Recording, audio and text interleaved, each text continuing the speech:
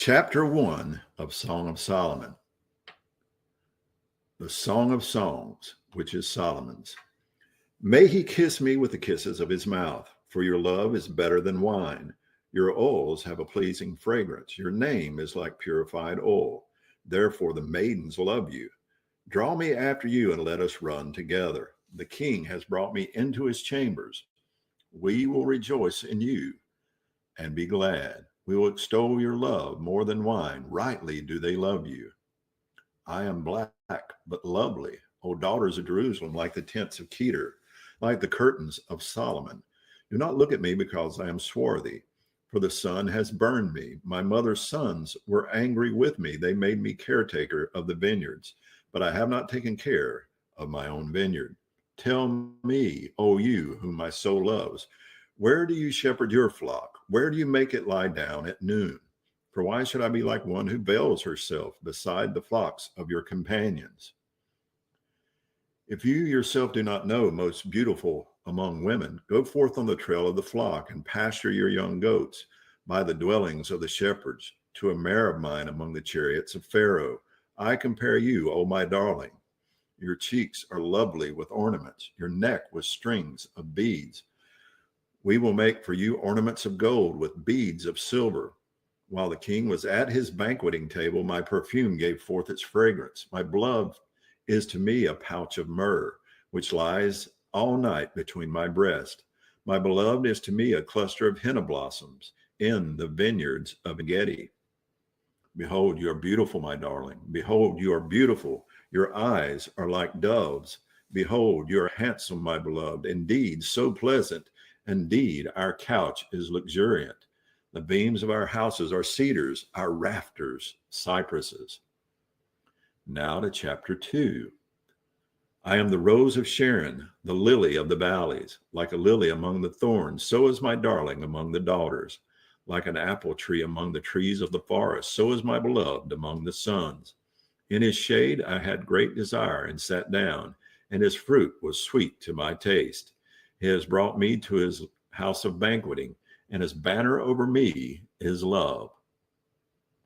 Sustain me with raisin cakes, refresh me with apples, because I am lovesick. Let his left hand be under my head, and his right hand embrace me. I call you to solemnly swear, O daughters of Jerusalem, by the gazelles or by the hinds of the field, that you do not arouse or awaken my love until she pleases. The voice of my beloved, behold, he is coming, leaping on the mountains, jumping on the hills. My beloved is like a gazelle or a young stag. Behold, he is standing behind our wall. He gazes through the windows. He is peering through the lattice. My beloved answered and said to me, arise, my darling, my beautiful one, and come along. For behold, the winter is past. The rain is over. It is gone. The flowers have appeared in the land. The time for pruning has arrived. And the voice of the turtle dove has been heard in our land.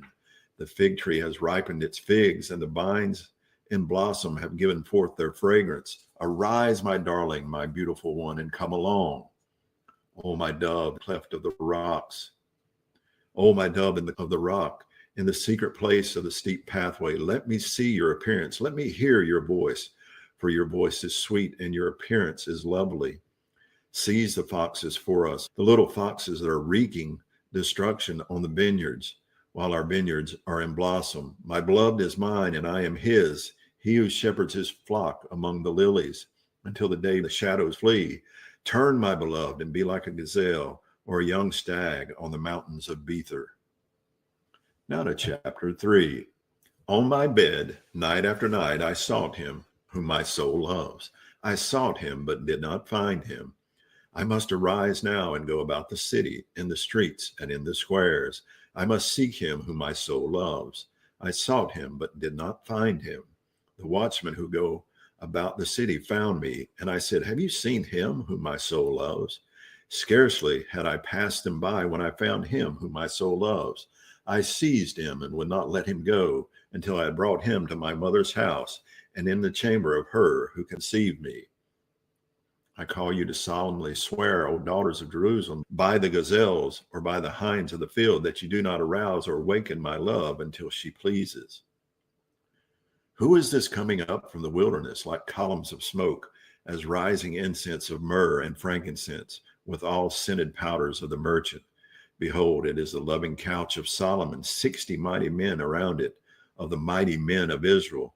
All of them are those who seized the sword, learned in war. Each man has his sword at his side, guarding against the dreadful things of the night. King Solomon has made for himself a sedan chair from the timber of Lebanon. He made its posts of silver, its back of gold, and its seat of purple fabric, with its interior inlaid with love by the daughters of Jerusalem. Go forth and see, O daughters of Zion, King Solomon with the crown, with which his mother has crowned him on the day of his wedding and on the day of his gladness of heart. Now to chapter 4. Behold, you are beautiful, my darling. Behold, you are beautiful. Your eyes are like doves behind your veil. Your hair is like a flock of goats. They have leapt down from Mount Gilead. Your teeth are like a flock of newly shorn ewes, which have come up from their washing, all of which bear twins, and not one among them has lost her young. Your lips are like a scarlet thread, and your mouth is lovely. Your temples are like a slice of a pomegranate behind your veil. Your neck is like the Tower of David, built with rows of stones, on which are hung 1,000 shields, all the small shields of the mighty men. Your two breasts are like two fawns, twins of a gazelle, which feed among the lilies, until the day breeze and the shadows flee. I will go my way to the mountain of myrrh and to the hill of frankincense. You are altogether beautiful, my darling, and there's no blemish in you. Come with me from Lebanon, my bride. May you come with me from Lebanon. Journey down from the top of Amana, from the top of Senir and Hermon, from the dens of lions, from the mountains of leopards. You have made my heart beat faster, my sister, my bride. You have made my heart beat faster with a single glance of your eyes, with a single strand of your necklace. How beautiful is your love, my sister, my bride. How much better is your love than wine, and the fragrance of your oils than all kinds of spices. Your lips, my bride, drip honey from the comb. Honey and milk are under your tongue, and the fragrance of your garments is like the fragrance of Lebanon. A garden locked is my sister, my bride, a rock garden locked, a spring sealed up. Your shoots are an orchard of pomegranates with choice fruits, henna with nard plants, nard and saffron, calamus and cinnamon, with all the trees of frankincense, myrrh and aloes, along with all the finest spices. You are a garden spring, a well of fresh water, and streams flowing from Lebanon. Awake, O north wind, and come, wind of the south. Make my garden breathe out fragrance. Let its spices flow forth. May my beloved come into his garden and eat its choice fruits. Now to chapter 5. I have come into my garden, my sister, my bride. I have picked my myrrh along with my balsam. I have eaten my honeycomb with my honey. I have drunk my wine with my milk. Eat, friends, drink, and imbibe deeply, O lovers. I was asleep, but my heart was awake. A voice, my beloved, was knocking. Open to me, my sister, my darling, my dove, my perfect one. For my head is full of dew, my locks with the damp of the night. I have taken off my long sleeve garment. How can I put it on again? I have washed my feet. How can I dirty them again?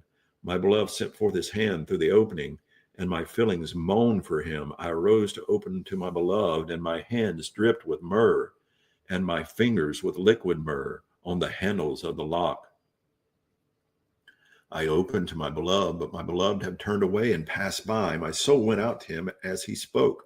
I searched for him, but I did not find him. I called him, but he did not answer me. The watchmen who go about in the city found me. They struck me and wounded me. The guardsmen of the walls took away my shawl from me. I call you to solemnly swear, O daughters of Jerusalem, if you find my beloved, what will you tell him? Tell him that I am sick with love. What is your beloved, that he is more than any other beloved, O most beautiful among women? What is your beloved, that he is more than any other beloved, that thus you call us to solemnly swear? My beloved is dazzling and ruddy, lifted up as a banner among 10,000. His head is like gold, fine gold.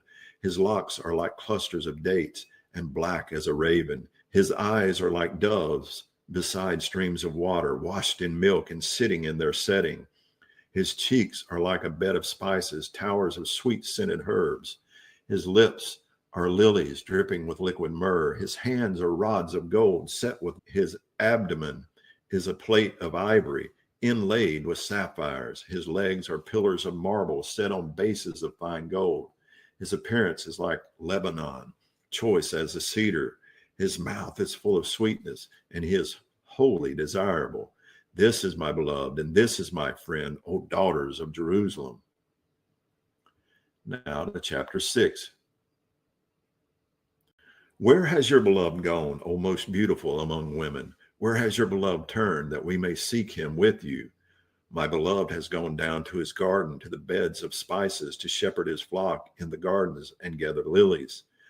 I am my beloved's, and my beloved is mine, he who shepherds his flock among the lilies. You are as beautiful as Tirzah, my darling, as lovely as Jerusalem, as majestic as an army with banners. Turn your eyes away from me, for they have overwhelmed me. Your hair is like a flock of goats. They have leapt down from Gilead. Your teeth are like a flock of ewes, which have come up from their washing, all of which bear twins, and not one among them has lost her young. Your temples are like a slice of pomegranate behind your veil. There are 60 queens and 80 concubines and maidens without number. She is the only one, my dove, my perfect one. She is the only one of her mother. She is the pure one of her who bore her. The daughters saw her and called her blessed, the queens and the concubines also, and they praised her, saying, Who is this that looks down like the dawn, as beautiful as the full moon, as pure as the sun, as majestic as an army with banners? I went down to the garden of nut trees to see the blossoms of the valley, to see whether the vine had flourished or the pomegranates had bloomed. I did not know it, but my soul set me among the chariots of my noble people. Come back, O Shulamite. Come back, that we may behold you. Why should you behold the Shulamite as at the dance of the two companies? Now to chapter 7. How beautiful are your feet in sandals, O noble's daughter. The curves of your thighs are like ornaments, the work of the hands of an artist. Your navel is like a round basin which never lacks mixed wine. Your belly is like a heap of wheat, encircled with lilies. Your two breasts are like two fawns, twins of a gazelle. Your neck is like a tower of ivory. Your eyes like the pools in Heshbon, by the gate of Bath Rabim. Your nose is like the Tower of Lebanon, which faces toward Damascus. Your head crowns you like Carmel, and the flowing locks of your head are like purple threads. The king is captivated by your tresses. How beautiful and how pleasant you are, my love, with all your pleasures. Your stature is like a palm tree, and your breasts are like its clusters. I said, I will climb the palm tree. I will seize its fruit stalks. Oh, may your breasts be like clusters of the vine, and the fragrance of your breath like apples, and your mouth like the best wine. It goes down smoothly for my beloved, flowing gently through the lips of those who fall asleep. I am my beloved's, and his desire is for me. Come, my beloved, let us go out into the fields. Let us spend the night in the villages. Let us rise early and go to the vineyards. Let us see whether the vine has flourished and its blossoms have opened, and whether the pomegranates have bloomed. There I will give you my love. The mandrakes have given forth fragrance, and over our doors are all choice fruits, both new and old, which I have treasured up for you, my beloved. And now to chapter 8. Oh, that you were like a brother to me, who nursed at my mother's breast. If I found you outside, I would kiss you. No one would despise me either. I would lead you and bring you into the house of my mother, who used to teach me. I would give you spiced wine to drink from the sweet wine of my pomegranates. Let his left hand be under my head, and his right hand embrace me. I call you to solemnly swear, O daughters of Jerusalem. Why should you arouse or awaken my love until she pleases? Who is this coming up from the wilderness, leaning on her beloved? Beneath the apple tree, I awaken you. There your mother was in labor. There she was in labor and gave you birth. Put me like a seal over your heart, like a seal on your arm. For love is as strong as death, jealousy as severe as Sheol. Its flashes are flashes of fire, the very flame of Yah. Many waters cannot quench love, nor will rivers overflow it. If a man were to give all the riches of his house for love, it would be utterly despised. We have a little sister, and she has no breasts. What shall we do for our sister on the day when she is spoken for? If she is a wall, we will build on her a battlement of silver. But if she is a door, we will barricade her with planks of cedar. I was a wall, and my breasts were like towers. Then I became in his eyes as one who finds peace. Solomon had a vineyard at Baal-Hamon. He gave the vineyard to caretakers. Each one was to bring 1,000 shekels of silver for its fruit. My very own vineyard is before me. The 1,000 shekels are for you, Solomon, and 200 are for those who take care of its fruit. O you who sit in the gardens, my companions are giving heed to your voice. Let me hear it. Hurry, my beloved, and be like a gazelle or a young stag on the mountains of spices. And that's going to conclude our reading from the biblical text. Now, our devotional reading. One of God's beautiful gifts to us is love, not just his perfect love, but also the beauty and pleasure of marital love. I will never forget the first time I told Luella that I loved her. We had been dating for a while, and I was convinced that I was deeply, madly in love with her.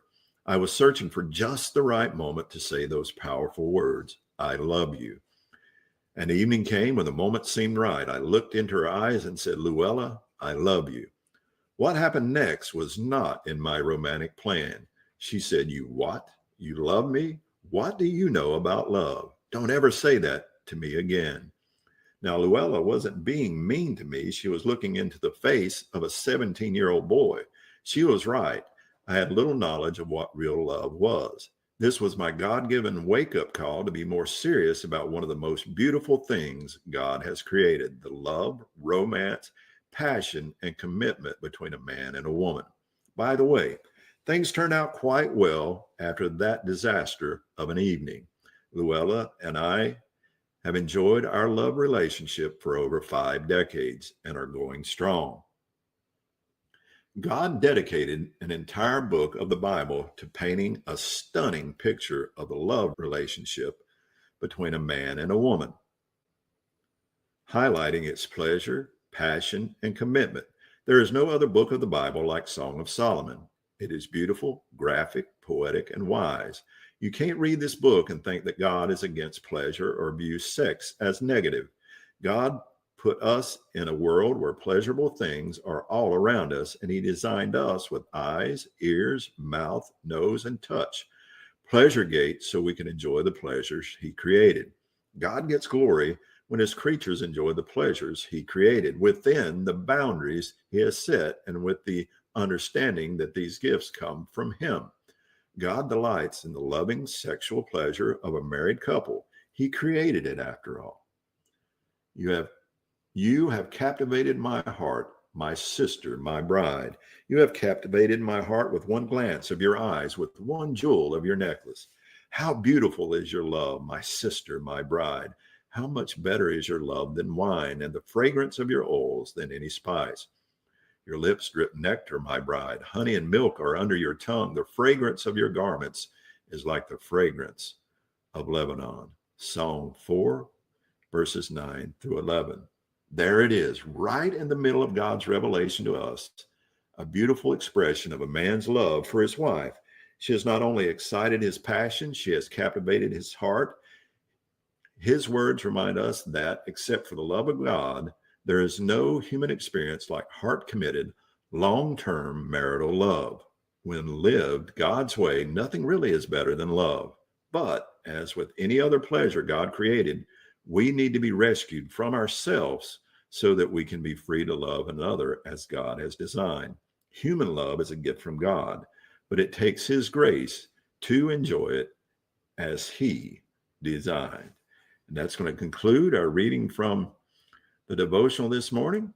So thankful for the Song of Solomon to remind us of the beauty of the relationship, the love relationship between a husband and a wife. I am so thankful for my bride of almost 32 years, Holly, that is a gift from God to me and who I sometimes take for granted, but I am so thankful for her. I hope you've enjoyed this reading from the Song of Solomon.